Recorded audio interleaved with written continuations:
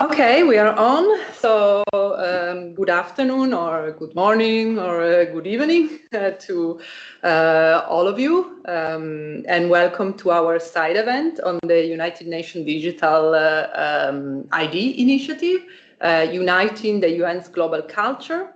This final day of the UN 2.0 week is dedicated to culture, and in this panel, we will be looking at a transformation that goes far beyond technology. The UN Digital ID is not just a new tool, but it's a catalyst for a more connected, agile, and inclusive UN family. Think about how digital identity already shapes your daily lives, logging into your bank account, verifying your ID on social media, or using sign in with Google or Apple ID for an instant access. So digital ID is everywhere, makes things easier, but it also raises new questions about security and the gap between those who have access to digital tools and those who don't have access. So as the UN moves forward with digital identity, we are at a crucial moment. This panel is very timely. Today's discussion is our chance to take stock of the journey so far and explore what is working and to discuss opportunities and challenges ahead. We are very fortunate because we are joined by two outstanding experts. These are two leaders who are not only talking about the UN Digital ID, but they are actively building it across the UN system. I'm excited to hear their insights, and I hope you are also really excited. So let me introduce them. First online, we have Dino Dell'Accio. He's the Chief Information Officer at the United Nations Joint Staff Pension Fund. Is the architect behind the fund's impressive, if I may say, digital transformation, making sure that pension data for UN retirees around the world is managed securely and efficiently. He's a recognized leader in ethical tech governance, and he frequently addresses global audiences to share insight on practical and secure applications of blockchain, biometrics, and AI in public sector innovation. As you'll hear soon, Dino played a key role in launching the digital certificate of entitlement at the pension fund. That's a major milestone for digital identity in the UN. And here next to me, I have Massimiliano Marelli. He's the program director for the UN Digital ID Initiative at the United Nations International Computing Center. Previously, Massimiliano led the enterprise systems team at the World Food Programme, and he has been instrumental in advancing the UN Digital ID. Under his guidance, the project has won the Re-Imaging the UN Together Challenge, and is being adopted by multiple agencies. Massimiliano's vision is to create a unified digital identity framework that enhances connectivity, collaboration, and efficiency across the global UN workforce. So it's very much in line with the vision of UN 2.0. Thank you both for joining us today. I should also mention that we have some colleagues here in person, so welcome to all of you in addition to the colleagues online. By way of introduction, I'm Margherita Capellino. I joined the Office of the Chief Executive of Pension Administration about a year ago after a fairly long career in peacekeeping in the field and at headquarters. So much of my career was focused on trying to help interagency collaboration and integration. So I'm really truly excited to explore how technology and digital identity in particular can help build a more connected and streamlined UN system and help us to overcome some of these silos that are really holding us back. Just some housekeeping. I invite participants to share insight, links, or questions in the chat. We will open the floor towards the end for around 10 minutes, and you will be able to ask questions either live or using the chat. So we'd like to start with a quick poll for our audience. Massimiliano. Right now.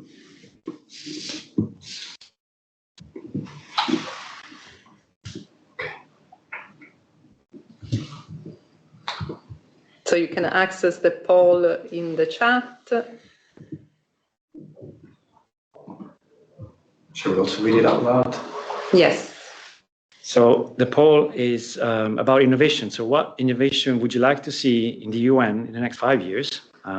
There's 5 answers. Widespread digital identity solution, first one. The second one is virtual badges. The third one is digital payments. The fourth one is one-click system-wide job applications. And the last one is all of the above. So please go ahead and vote.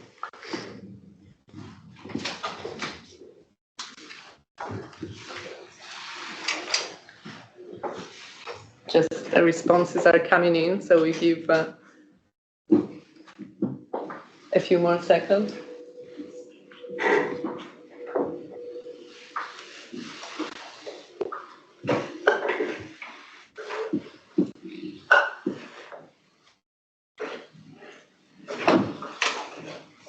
don't want to spoil the results, but I see a predominant majority of answer number 5. Yes, as we figured. So, no, thank you. I think responses may still be coming in, but we see a predominance of all of the above. So I think that really shows that there's appetite for different types of innovation across our organization. And so without further ado, let's hear from our innovators on how they're driving change in their fields. So I have a question for both of you to begin with. Can each of you provide a brief overview of the current state of digital identity at the UN and highlight how this is impacting your work and in your field and area of responsibility? So let's start with Dino and then... Thank you very much, Margherita. Happy to be here with Massimiliano, and thanks to the UN 2.0 initiative for allowing us to share our experience in this important field. So the current status of the UN Joint Staff Pension Fund Digital Certificate of Entitlement, which for those who are not familiar with the processes of the UN Pension Fund, is basically a digital identity solution to confirm the proof of existence, proof of life of our more than 72,000 retirees and beneficiaries residing across the globe in more than 192 countries, is that we went live in 2021. Since then, we now have almost 40,000 retirees and beneficiaries that on an annual basis are confirming that they're still alive using the solution, using fundamentally an application that they have downloaded on their device, on their smartphone. They went through an onboarding process that enabled the solution to capture the biometric profile in a secure manner, in a manner that keeps the sensitive and private information always under their control. Therefore, we at the UN Pension Fund do not store and we do not transmit any type of sensitive information. And therefore, we have been able to fundamentally implement the concept of self-sovereign identity by leaving the owner of the identity always in control of their sensitive data. The immediate, if you will, result that had a positive impact on our operation is that we have reduced significantly the number of manual intervention that were required before when this process was completely manual, meaning this process of annual verification was conducted through a paper-based form that the pension fund mailed through 192 postal services every year to the more than 72,000 retirees and beneficiaries, asking them to sign that piece of paper and return it through the same 192 postal services to the pension fund. So as you can all appreciate, this process was often subject to delays, sometimes to lost form, but most importantly also to a lot of manual intervention vis-a-vis the need to scan form, vis-a-vis the need to verify signature. So by adopting this digital solution, we are now able to achieve significant efficiencies in cost saving, in time saving, in physical storage and logical storage with immediate positive impact on the operation of the fund. Thank you, and back to you. Thank you, Dino. Thank you, Dino. So let me follow up on you for digital identity. First of all, thanks for the UN 2.0 week to allow us to present our great solutions. Digital identity has been a program that was launched in 2023. It's been implemented in 2024 with what we call phase one, which is the first use case that was implemented, the minimum viable product that has been launched in collaboration with the pension fund. And now in 2025, we are implementing phase two, which includes 2 more use cases. What is it that it does? So digital identity comes in the form of a mobile application for your smartphone, both in iOS and Android version. And it's backed up by a blockchain foundation, which stores all your information related to your HR data or your credentials, your certificates, and everything that has to do with your HR UN life. In our vision, this will be the identity that starts with you when you join the UN and will accompany you all the way to your retirement. But as I oftentimes say, we had to start somewhere with this process, and we decided to start from the end, which is the pension fund sharing. So the first use case was the data sharing between the organizations through the staff member to the pension fund. And since we were talking about efficiencies, it's very important to say that the process before was a manual reconciliation process for all the organizations that used to take about 2 to 3 weeks to gather all this data before it could actually be shared with the pension fund. And now this process, all in all, it takes about 2 days, which is a reduction of about 85% of the time. So if you can multiply that by the number of people that are retiring on a monthly basis, yearly basis across the whole UN, that's a massive savings, and that's just the first use case. So 2025 is seeing the implementation of 2 more use cases, one related to mandatory certifications, mandatory training certifications that will now stay within your digital wallet in your mobile application.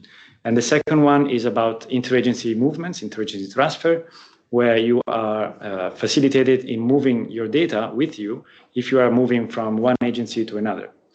And also this process, which takes on average about 3-4 weeks between the negotiation and the data sharing process across agencies, has been reduced or is calculated to be reduced to about 3 days.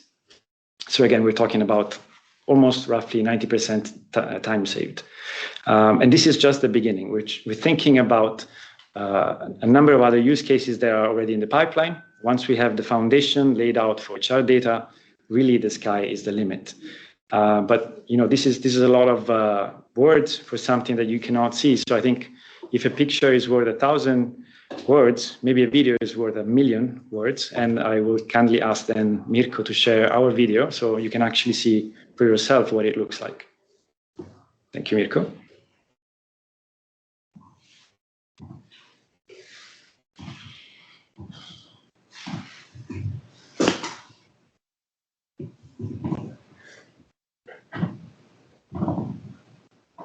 The app that's reshaping how we, as UN staff, manage our personal and professional data. In 2024, we launched the first use case on separation, enabling staff to seamlessly share their verified HR and personal data with the UN Joint Staff Pension Fund anytime, anywhere. By reducing paperwork and speeding up key HR processes, the UN Digital ID ensured pension benefits were processed without delay, allowing users to enjoy a well-deserved retirement. But that's just the beginning. Soon the app will integrate additional features, like storing your BeSafe completion certificate and swiftly verifying entitlements for transfers or secondments when transferring between UN system organizations. That means fewer delays, fewer repetitive forms, and more transparency, saving you days and even weeks of back and forth. From onboarding to retirement, the UN Digital ID puts ownership of data in your hands, empowering efficiency, trust, and a modern workforce culture. Download the UN Digital ID today. Together, let's embrace digital transformation and build a seamless future for the UN family. Thank you, Mirko. So I think you can see how great it looks. I know I'm really biased because I'm part of the program, but if you didn't tell me, I would say that it's a consumer-grade application. It looks like something done by a company that does mobile applications. So I'm really, really pleased with the result that the team is producing. And one last point, talking about the status of the application, it all came together as an idea from staff. So we are not going top bottom with the approach that we're taking for this. It's a grassroots approach. So everybody that's been working on this started with this idea. There was something that the staff was feeling as a painful process, maybe a slow process, maybe something that could be done better. And so the idea came about. We presented at the Reimagine the UN Together contest, and it was so successful that luckily after a couple of years, we're here implementing it in the real world. So we're really, really excited about it. Thank you. Now, this is really exciting. And I must say, after many years in the UN, I'm so looking forward to be able to use something like this. And I think the use cases are great. And also the fact that it's really people-centered and addresses real issues. In fact, I'd like to talk a little bit more about the conceptualization. I think innovation is often most fascinating when we look at how ideas evolve from the initial concepts to the real-world solutions. This is, I think, is a really great example. So looking back at the initial conceptualization phase, what key challenges and opportunities led to the development of the DCE, and how did this shape the vision for the digital identity wallet? So I'd like to ask maybe Dino again to speak about the conceptualization of DCE, and then pass it over to you on how it has influenced your work. Thank you, Margherita. So, sorry, just a second.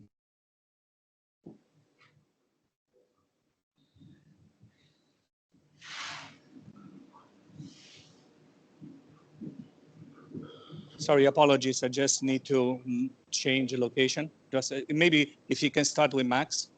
Okay, yeah, let's start with Max. Absolutely. So we started, as I mentioned already, we started this program with the very ambitious idea of creating digital identity that will change the way that we refer to the United Nations as our employer, but also as the place where we spend most of our time. And the idea behind Digital ID was to bring back the culture of innovation that should be always present in the work that we do. Of course, this is most predominantly present in an IT side of things, but this spans across all the different processes. So the idea of Digital ID came about because the processes to get onboarded into the United Nations, that's probably the same everywhere, were a bit, if I may say, a bit long, a bit cumbersome, a bit repetitive, a bit redundant at some times. And the point of Digital ID was to provide a foundation that will enable all of these processes to be streamlined, to be more effective and time-saving for everyone. Instead of having to do the same PDF forms over and over again, just have it saved in your digital identity wallet and being able to produce it and share it with everybody whenever it was necessary. And at the same time, empowering the staff members to have their own control and their own visibility and transparency over the data they are sharing with other parties. So again, we are trying to bring back that culture of innovation, the culture of belonging to a system that is, again, efficient and streamlined. I see Dino is back online. Yes, thank you, and apologies for that. So in our case, I think the trigger that gave us the need to address the issue in an innovative way was that for many years, as I alluded to before, the UN Pension Fund was verifying the proof of life using this famous paper-based form mailed through the 192 postal services. And this was often the subject of questioning from our governing bodies as well as from our oversight bodies. And the question was to the pension fund, how can you prove that there is no fraud in this process? The fact is that proving a negative is impossible, hence the need to be creative. And here is where we design a solution that try to prove a positive, meaning through biometrics and facial recognition, we are proving first and foremost the identity of the individual. We also provide a support for follow-up authentication, as well as for the proof of existence. However, this process, again, in order to provide an immutable and tangible proof of what has occurred in a way that also auditors can independently verify and confirm that indeed the transactions that have occurred are integral, we also had to use a technology that would allow for that immutability to be captured, hence the use of a blockchain, which is a technology that allows for the creation of an immutable ledger, which is distributed and decentralized. In addition to that, also because we have certain special cases for those who elect to receive their benefit in a local currency, we also had to capture their location, hence the addition of the geolocalization technology. We went live in 2021. Shortly after 2022, 2023, the adoption and the mass use of artificial intelligence became a reality. Hence, we start looking also at the threat of the potential deepfakes, given that they were using biometrics and facial recognition. And that's when we introduced the artificial intelligence module in the biometric algorithm to prevent and detect any potential attempt of using deepfakes. And this, of course, goes back to the expertise, the technical expertise that the United Nations International Computing Center has provided to us in developing the application that now it's in use. Thank you. Back to you. Thanks. Yeah, I think moving from the conceptualization into the implementation journey and also the learning curve, I'd like to ask Massimiliano, what were the key technical and organizational hurdles that you encounter during the implementation of the UN Digital ID, and then how did you use the lessons from the DC that Dino just described? Yeah. Thank you. It's a great question. And I think if I can sum it up, our answer to this is the biggest hurdle that we have encountered over the years was to break down the silos. So we have been trying to break down the silos when it comes to systems, when it comes to functional processes, when it comes to people. That's the biggest reaction when you bring about change. People will always be a little bit resistant to change. So one thing is to create that data flow between systems, but a completely different beast is trying to eliminate the barriers in between agencies to allow this data flow to actually flow freely. So this was probably one of the biggest problems that we have. And for that, we were actually lucky to choose a solution following Dino's footsteps on blockchain that is a distributed solution. The nature of the distributed solution allowed us to say that the digital ID is not owned by a single agency or by a single organization. So nobody effectively owns it, but everybody does. This is what I keep repeating to everybody. We all have a stake in the blockchain nodes in the process, and nobody is actually controlling it. Everybody is, and everybody is making sure that the nodes are up and running, the data is flowing freely. And we were lucky to follow Dino's example because the digital CE was created exactly with the same blockchain technology. And so if I can sum it up again, our biggest problem was breaking down the silos and making sure that the barriers between systems, people, processes were removed. And to be honest, we're still struggling with that. So on a daily basis, we're trying to break as many barriers as possible to allow this communication and free flow of information. Thanks. Let's move to the present now, and so we can focus more on how the solutions are actually working. Dino, I have a question for you. I would like to hear about what metrics you're currently using to measure the success of the DC. Thank you, Margherita. Yes, I mean, from the very beginning of the implementation and the deployment of the solution 2021, we have diligently been monitoring the number of onboarded retirees and beneficiaries in the solution. We have identified cases, for example, where an individual maybe had started the onboarding but did not follow up and did not continue with the issuance of the digital certificate. So we have established different types of metrics. So we didn't rely only on the absolute number of people that actually, for example, downloaded the application and went through the onboarding, but we tried to break down the process in its entire life cycle. So we started at the beginning by having weekly meeting, and after, I believe, after 3 years, when we reach a certain level of stability, we're now meeting every 2 weeks on a bi-weekly frequency. And we are monitoring with report, with dashboard, the entire process from beginning to end. We have a dedicated team in the operation service that it's not only reactive in addressing the question of our client and taking notes of those instances. For example, the metrics associated with the types of problem or the types of challenges that our user encounter, but also metrics related to those that have been contacted directly by our dedicated team in order to understand why they stopped the process and why they didn't continue the process.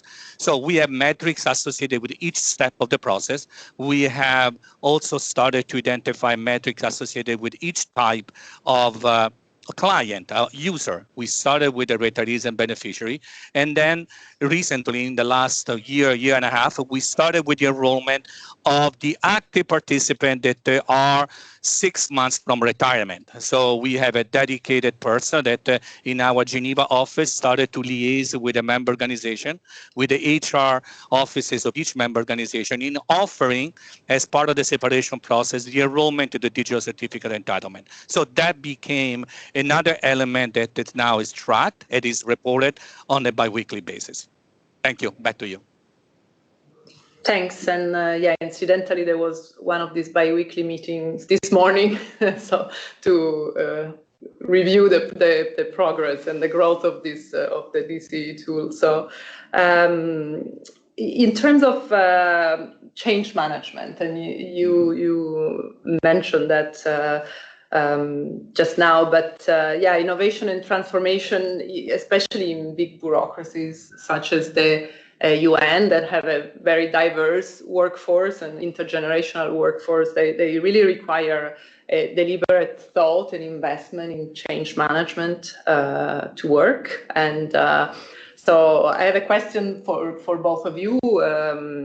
How is the UN supporting its workforce and the users in adopting the digital ID, and what resources are available to ensure a smooth transition? So we start maybe with Massimiliano and then we go back to Dino. Absolutely. So I think what we put together, I mentioned that we already have a phase 1 live and a phase 2 that it's coming. So it's going to be soon live.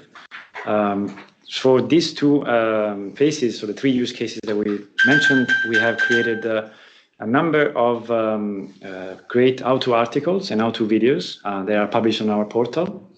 Our portal is very easy to remember. It's undigitalid.org. And everybody who's using digital ID can go there and have a feeling for how the solution is going to work.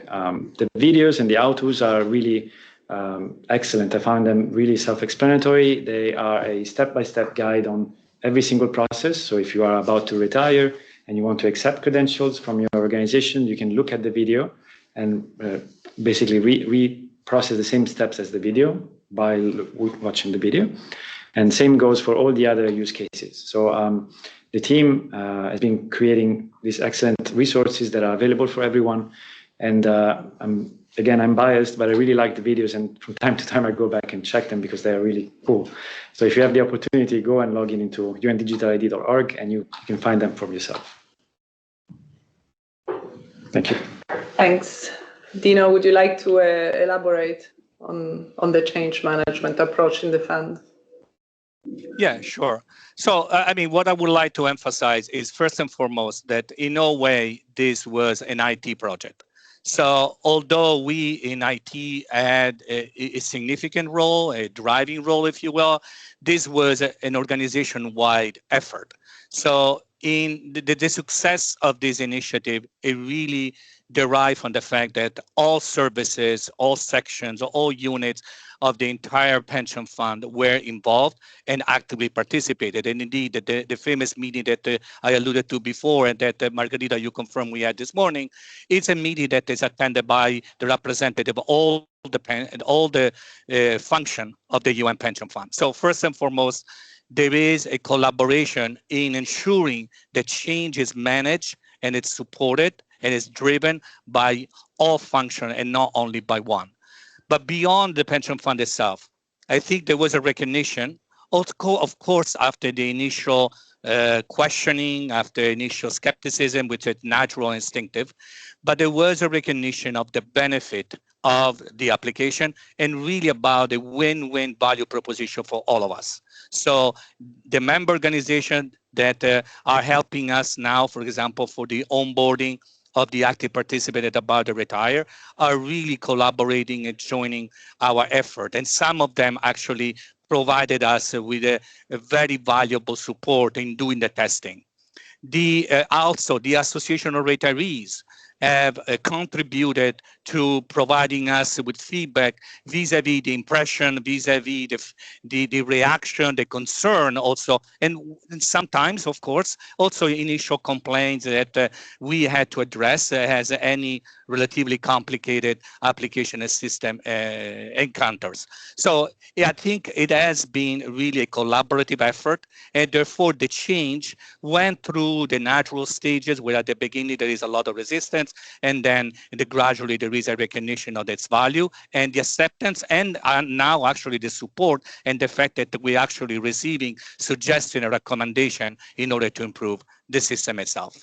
Thank you. Back to you.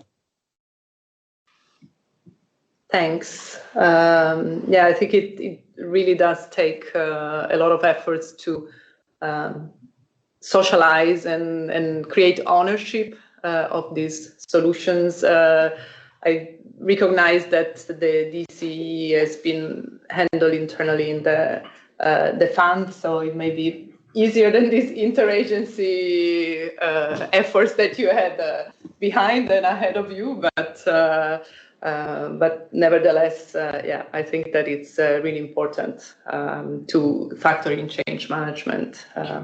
Margherita, if I may, every time we bring about change with digital ID and we show it to people, at the beginning they're always a little bit resistant, but after they get to know the application, they are like, we should have had this 10 years ago, 15 years ago. It should have been there from the beginning. So it's really good to see that once change is approved and accepted by people, then they actually own the solution and they start thinking about, this is what I should have had for a very long number of years. Yeah, no, definitely. So my next question is for you, Massimiliano. We talked a lot about how the DCE was a catalyst for the broader application of digital identity technologies in the UN. So I'm interested in how the two solutions are currently integrated, and also hearing a bit more about the operational challenges that have emerged from managing the UN digital ID. Yeah.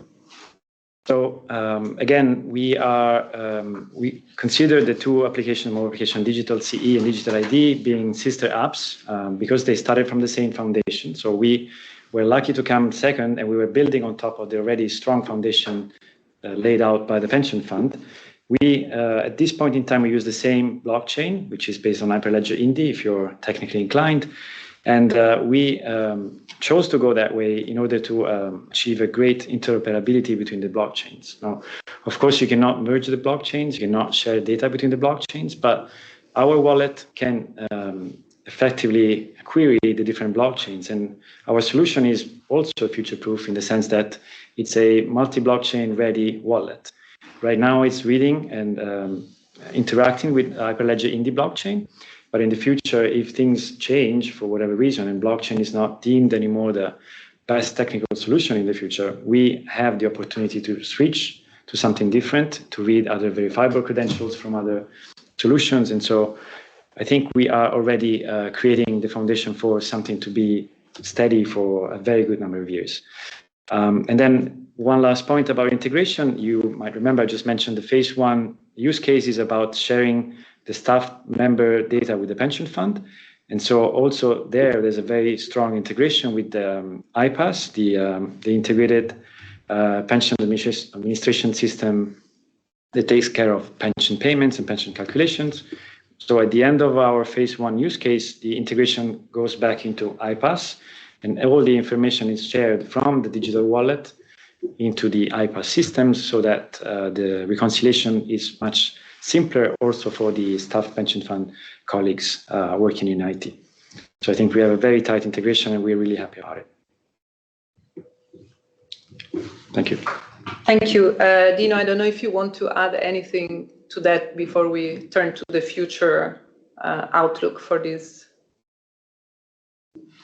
No, I think that Massimiliano really address all the aspects. Maybe just if I can add, this is really something that, those who know me and my background coming from the auditing world, is something that I've been focusing very directly and closely, is the fact that we soon realized that when you are dealing with emerging technologies, you're also dealing with emerging standards. You are dealing with limited knowledge as some sort of a fear.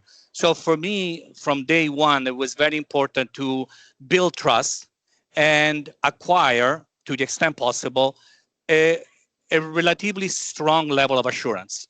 And this was done by certifying the solution with international standards. So the platform, the solution that now supports both the digital certificate of entitlement, the UN Pension Fund, and the UN Digital ID, has been audited by independent auditors, and it's been certified in accordance with 2 ISO standards, one on cybersecurity, the ISO 27001, for those who are, again, technically inclined in this domain, and most recently, with the ISO standard on the responsible use of artificial intelligence, the ISO 42001. And indeed, we are now the first UN entity in the entire system to have achieved this important certification, and one of the few globally. Thank you. Back to you. Yeah, no, these are great achievements, I think, and also that leads me into my next question. So now turning really to the future, I wanted to ask you, Dino, a little bit more about regulatory requirements for digital identity. Can you elaborate on what regulatory changes are on the horizon and how you're preparing to address them? And in particular, I think, what's on my mind and probably also on other colleagues' mind is how can UN digital ID solutions balance the need for security, but the ease of use as well for individuals? Yes, thank you, Margherita. Indeed, I mean, we have built on top of the strong foundation that we already had. So the information and system environment of the UN Pension Fund, as Max alluded to, our integrated pension administration system was already certified on cybersecurity. We extended the scope to the digital certificate of entitlement because the digital certificate of entitlement became one of the other critical systems in addition to our ERP, to our IPAS. And so as we added technologies, as we added functions such as the biometric component, such as the blockchain component, such as the data privacy component, we extended also the scope of those certifications. So we started to acquire specific certifications, specific independent assessment for each one of these components. The latest one I alluded to is the one on artificial intelligence. And the very latest is actually also the fact that we achieved the ISO certification on data privacy. And we did this in translation, in a direct implementation of the very recent Secretary General bulletin issued by our Secretary Secretary General on the treatment of personal identifiable information that was issued in 2024. So fundamentally, if I may use a very brief term, is that we're trying to practice what we preach.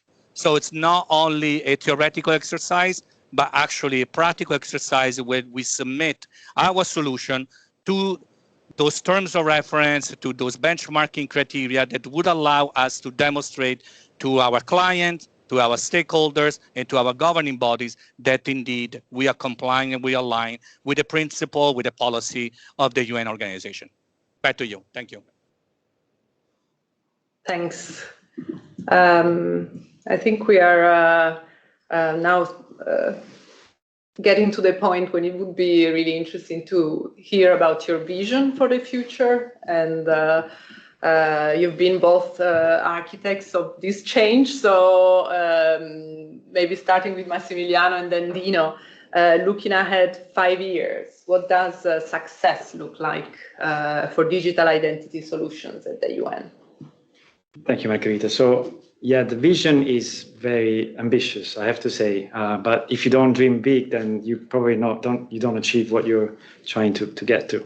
So, say 5 years from now, what my vision is trying to depict is that everybody in the UN will be able to have a mobile application on their smartphone that will follow them everywhere they go. So, say I'm an employee, come here to work at the Secretariat, and oh, I forgot my badge because I left it in the other bag yesterday. So how do I get in?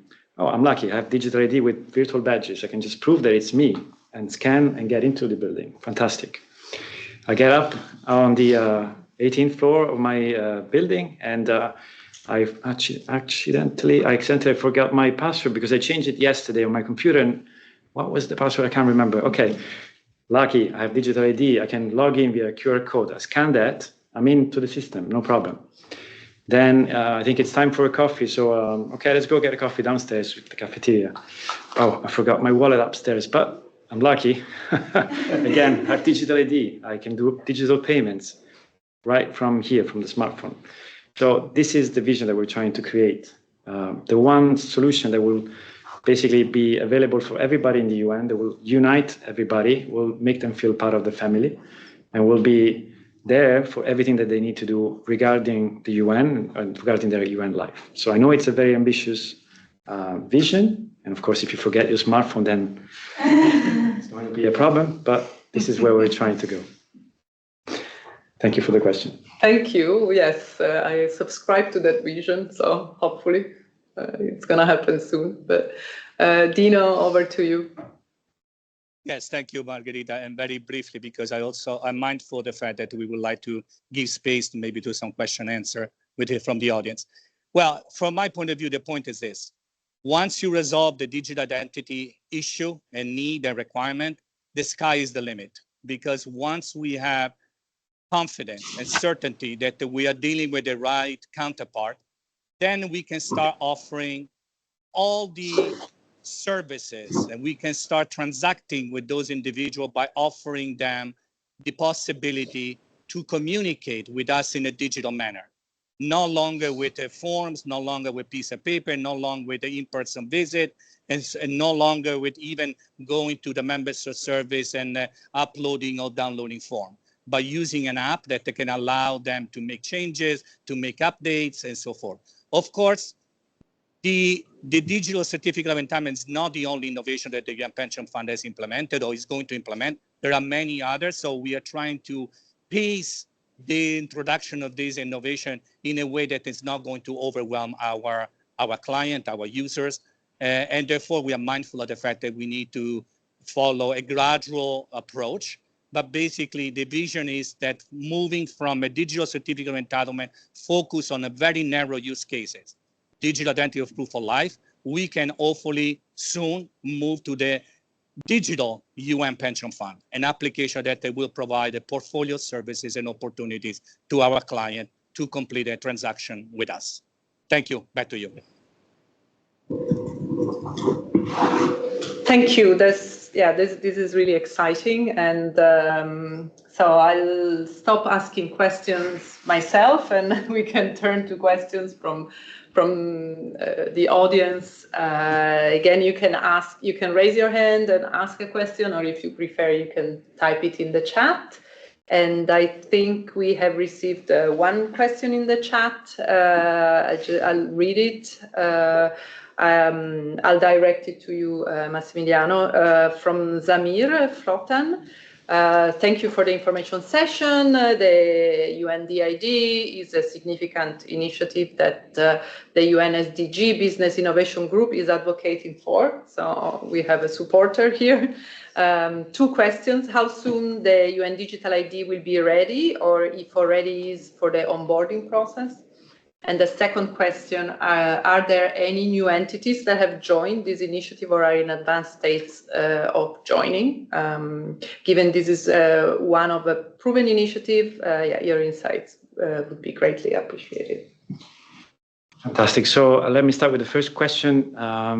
The onboarding process for digital ID is being actually looked at right now with phase 2. You might remember phase 2, we talked about interagency movements, but the data set that is required to allow interagency transfer, loan or secondment is exactly the same that will be required for onboarding new staff. So we are proposing, and we are actually implementing for the organizations that are already part of the phase 2, to also develop an onboarding self-service page where an employee can go into their HR system of the different organizations and request credentials for the wallet directly by themselves. So by the time they join the UN, they'll be able to create credentials that will stay with them all throughout their life. And if they happen to move to another agency, they will be already available for them. So onboarding is coming in 2025.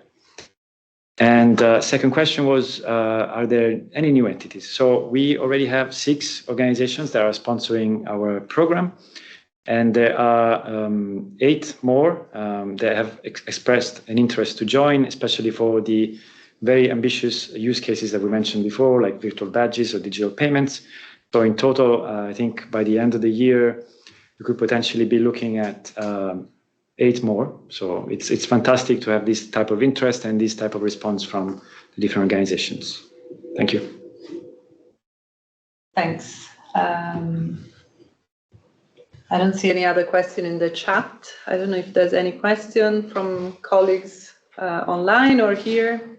Yeah, I have a question actually. So, I mean, that sounds like a quite challenging and very exciting initiative. I don't know if you can hear me. Can you hear me? All right. Can you hear me now? All right, that's better. Thank you. So again, that sounds like a really challenging yet very exciting initiative. Again, you know, I mean, provided the really rapid evolution of digital identity technologies, you see it everywhere, you see it here, you see outside in the private world, what specific technological enhancements are planned for each solution over the next 2 to 3 years? I know that you talked about 5 years from now, what the dream is, but what are some of the things that you foresee for the next 2 or 3 years? Thank you. I don't see. Is Dino still online? Yes, I'm online. Apologies for not turning the camera. Maybe I can just address this question by saying that in the immediate near future, what we're planning to do is to implement the kiosk mode for those users that do not have a device, or they have a device, I guess, that's not adequate. So that is our plan. It's the deployment of kiosk in the field offices of the United Nations, where we know that there are instances where our client do not have the device or have devices that are not adequate to support the application, the solution. Thank you. Back to you. Thanks, Dino. Yeah, and from my side, I think there will be 2 major things to look out for. One would be the rapid evolution of blockchain, for example. And we are lucky because we're lucky. We designed the application to be already ready for the future. So if this blockchain is not fit for purpose anymore, or a new one comes along that it's much better for whatever reason, we are ready to make the switch or even connect to 2 blockchains at the same time. So that would be one problem, because if you start thinking about a solution that would be used by the UN staff for, say, the next 10 to 15 years, you need to make sure that it is future-proof. You don't want to keep changing or keep migrating data over and over again. And then the second point, which is we're actually looking at very closely, is, of course, AI. Everybody talks about AI, so we don't want to ship something that is old by the time it gets to the consumer's end because it doesn't have AI. So one big request that we've been receiving is, can you make it AI enabled? And we're looking into embedding a chatbot powered by AI that will actually guide the staff members through the different processes that they are going through in the digital ID, or even other questions that are still related to their life within the UN. So I have a doubt about a specific HR process, a specific security process.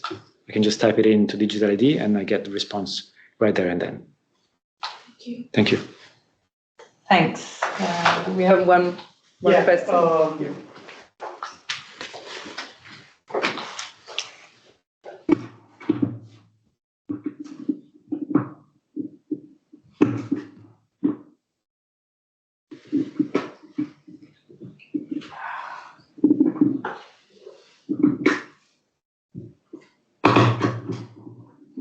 We're fixing the microphone. Okay. So, for the colleagues. Apologies. Okay. Prasad Sorpneni from United Nations Federal Credit Union. Max and Dino, fantastic job. Congratulations. A true use case for a digitization, how it should be done. You guys really thought through a lot of stuff. Really, really appreciated that. And also, if I may say, as an unbiased outsider, app looks fantastic. My question is, I have two questions, I guess. What is the biggest friction the users still experience in this digitization process, either for the digital ID or the DCE side of it? Right. So the end users, what is the biggest friction for them? I think it's, again, it's going to sound a little bit repetitive, but again, it comes down to change and change management. A lot of people, when you present them with this, they would say to you, but I've been doing the same thing for over 10 years and it's always been working fine. Why do I have to change? And they don't realize the hidden cost that it's behind a process that is not digitalized, that is not streamlined, and that requires a lot of time from a lot of other colleagues. They just see maybe the end result, which is I'm waiting for somebody to send me an email with all my details, but they don't realize how much time that details composition takes for the other colleagues. With this, what we're also trying to put forward is the automation and digitalization of the process, which will instantaneously or in a very short time be able to provide the same information that people were taking a number of days or weeks to produce, and you will get it at your fingertips right there and there.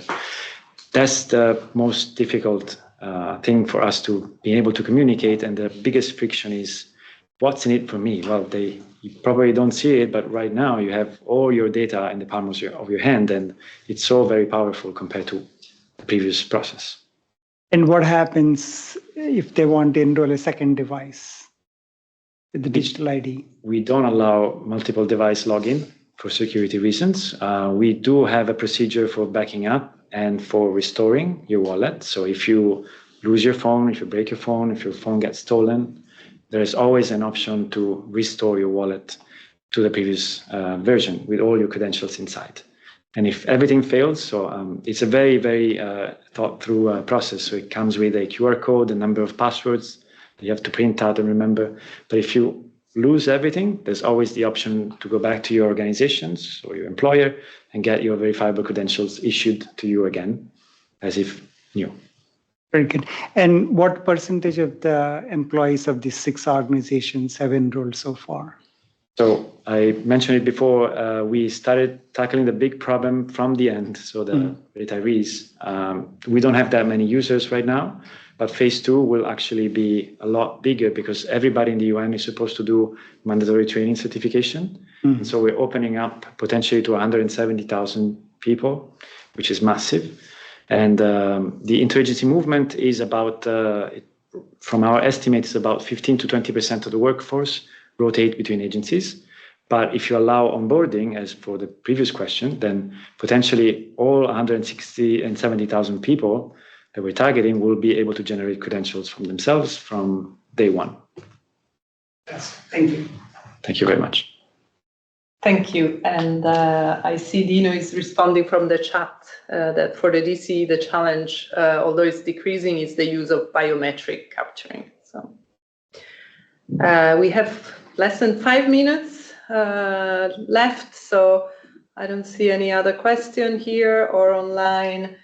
So maybe I'd just like to thank the speakers for giving us their perspective and sharing with us their expertise.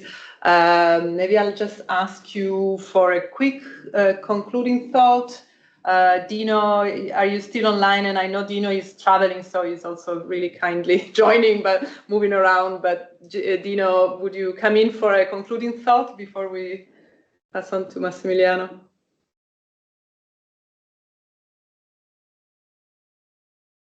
Then maybe is already in movement. So Thank you in the chat. Yeah, thank you. So I'll give the floor to you, Massimiliano.